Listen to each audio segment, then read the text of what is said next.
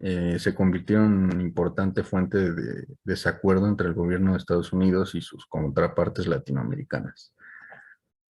Las implicaciones del argumento norteamericano para el caso de Nicaragua resultaban particularmente inquietantes para los gobiernos de Contadora.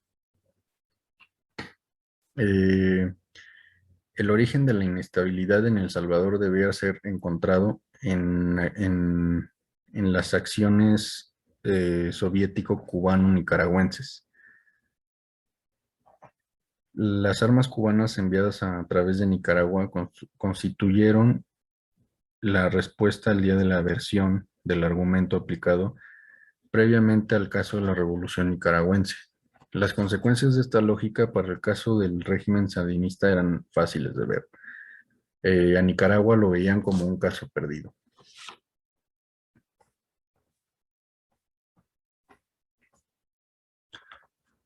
El punto de partida del gobierno de México, que sería aceptado por el resto de los miembros de Contadora, era la percepción de que la crisis centroamericana se encontraba en la problemática económica y social y política de los países de la región.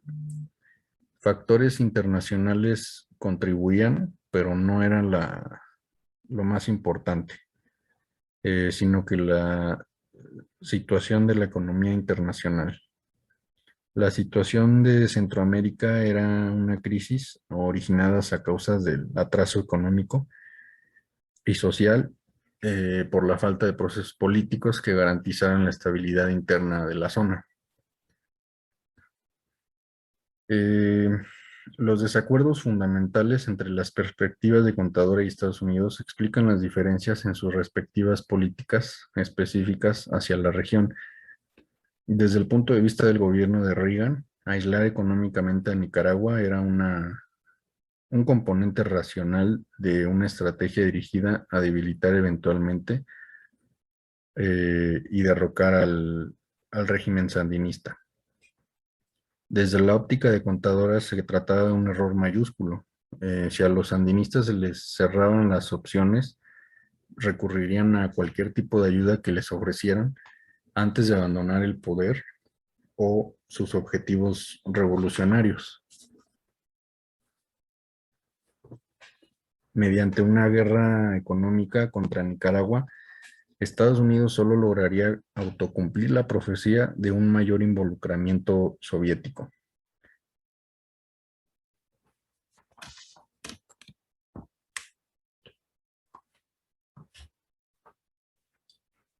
Los motivos por los que surge Contadora se encuentran en el origen de la creación del grupo.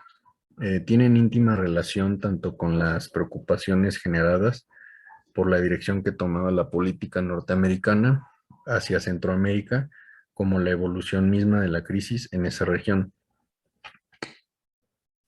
En primer lugar, el conflicto parecía abarcar cada vez más a toda la región. Esto fue resultado de dos hechos: el fortalecimiento de la insurgencia salvadoreña y la abierta presencia de los contras nicaragüenses en Honduras y Costa Rica. Estos hechos parecían cada vez más arrastrar a otros países centroamericanos al ojo de la tormenta. Existía la preocupación de si el gobierno de Reagan contemplaba seriamente la posibilidad de una intervención militar directa.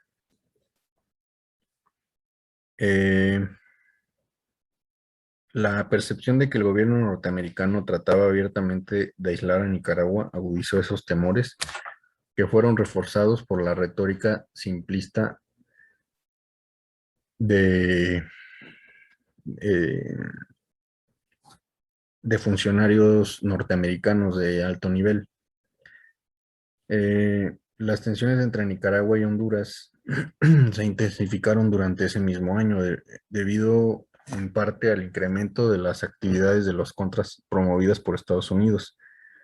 De esta manera, la crisis centroamericana y la política norteamericana hacia la región en la segunda mitad del 82 dieron amplios motivos a Colombia, México, Panamá y Venezuela para diseñar y promover el juego alternativo de estrategias políticas.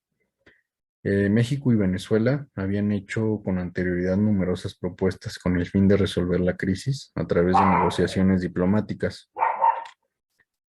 La percepción de que la amenaza se había incrementado contribuyó a que los entonces nuevos gobiernos de Colombia y México lanzaran iniciativas paralelas para la construcción del grupo. Eh, en las primeras etapas del proceso de Contadora daba lugar a dos diferentes problemas.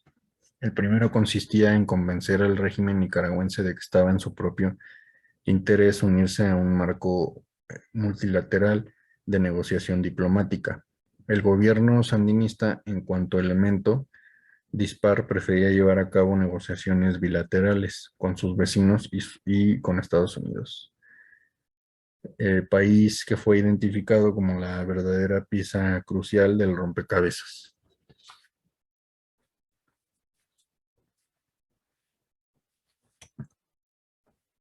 Forjado el acuerdo sobre los objetivos básicos a lograr, plasmados en el documento de 21 objetivos, comenzó la verdadera negociación. Negociaciones de pacificación parecían tener buenas perspectivas.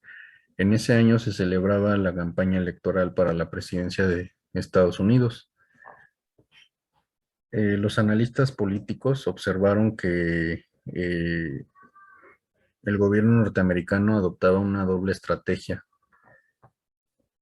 que era con el gobierno nicaragüense. Mientras sostenía negociaciones bilaterales con él, eh, con el mantenimiento de una perspectiva militar hacia la insurgencia salvadoreña. Esto fue percibido como una oportunidad para los esfuerzos de Contadora, que incrementó el ritmo de sus pasos de negociación diplomática. La estrategia de doble vía se prolongó en la práctica, tanto como en la campaña electoral norteamericana. El mismo día de las elecciones, Estados Unidos anunció tener pruebas de que Nicaragua se encontraba a punto de recibir varios MiG soviéticos. En el curso de los primeros días, la administración de Reagan suspendió unilateralmente las prácticas que llevaba a cabo con el gobierno nicaragüense en territorio mexicano. En tanto, Contadora había alcanzado los objetivos que se había fijado mediante el establecimiento de una detallada serie de propuestas agrupadas en el Acta de Contadora del 84. Las negociaciones más difíciles habían girado en torno a dos áreas claves de desacuerdo: las cuestiones militares y de seguridad relacionadas con los niveles de armamento, maniobras y bases o instalaciones militares, y las cuestiones políticas internas agrupadas bajo el tema general de democracia política. El acta de Contadora trataba las cuestiones relacionadas con los dos primeros grupos de problemas, proponiendo soluciones alternativas a las que idealmente hubiera esperado de una de las partes involucradas. Eh,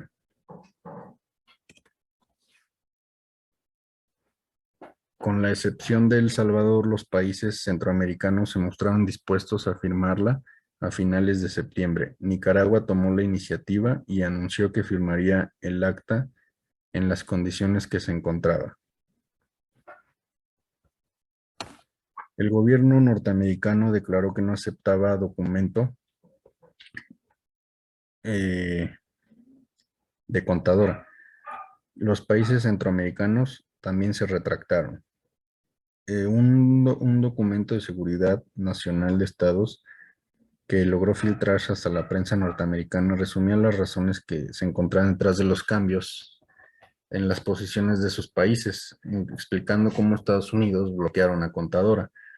La administración de Reagan justificó su rechazo supuestamente por problemas de verificación. Sin embargo, muchos observadores latinoamericanos consideraron estos argumentos débiles porque el documento tomaba en cuenta los principales objetivos declarados de la política norteamericana. La presencia militar cubana y soviética en Centroamérica quedaba prohibida. La situación descrita, en primer lugar, dejó claro que Estados Unidos tenía un virtual poder de veto, que podía parar en seco un ejercicio de negociación multilateral. Y en segundo lugar, dada la reacción norteamericana, había que reinterpretar lo que hasta entonces se había considerado como las preocupaciones y los objetivos de la política de Estados Unidos. El acta de 1984 tanto prohibía a la Unión Soviética inmiscuirse en la región como exigía a Estados Unidos retirar su presencia militar de un área en la que hasta entonces sin duda había sido la presencia extranjera dominante. El comportamiento del gobierno norteamericano señalaba con claridad que consideraba la preservación de su poder de veto directo sobre los acontecimientos centroamericanos como la única manera de garantizar que la Unión Soviética se mantuviera alejada del área. Contadora debía encontrar la manera de responder a las preocupaciones norteamericanas. Ya no se trataba solamente de rechazar la participación de la Unión Soviética, sino de encontrar vías aceptables para legitimar y formalizar la experiencia continua de Estados Unidos.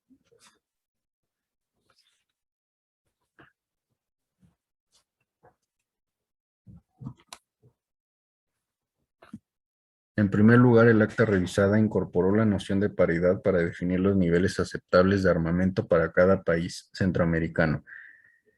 Existían necesidades particulares y diferenciadas, esto de acuerdo con el grado de amenaza a su seguridad que podría enfrentar cada país centroamericano. El argumento nicaragüense de que enfrentaba un conflicto potencial con más de un ejército al mismo tiempo era relegado en las nuevas prioridades de negociación. Las maniobras militares no quedaban prohibidas, sino que debían ser reguladas. Por último, para la resolución de los problemas políticos se impartían ahora para lograr la reconciliación nacional. Desde el punto de vista nicaragüense, las concesiones que se hacían para ganar la cooperación del gobierno norteamericano eran demasiado importantes. El gobierno de ese país señaló como requisito de su participación en el acuerdo que el gobierno estadounidense se comprometiera formalmente a respetar los términos del acta mediante la firma de un protocolo adicional.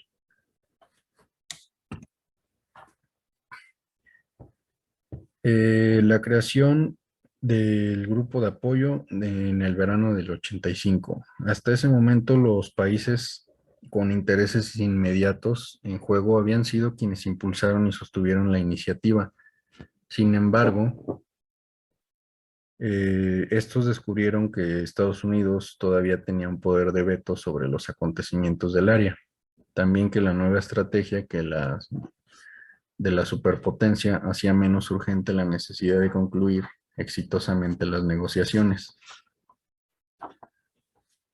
Los países sudamericanos del grupo de apoyo, quienes eran Argentina, Brasil, Perú y Uruguay, no enfrentan el mismo tipo de apremios geopolíticos que habían detonado la acción conjunta de los miembros originales. Para ellos, la crisis centroamericana constituía una preocupación inmediata, menos importante. Tenían un papel menor en sus agendas de política exterior, también en sus debates políticos. Los gobiernos del grupo de apoyo se adherieron al proceso pese al lugar relativamente menor que la crisis centroamericana ocupaba en sus prioridades.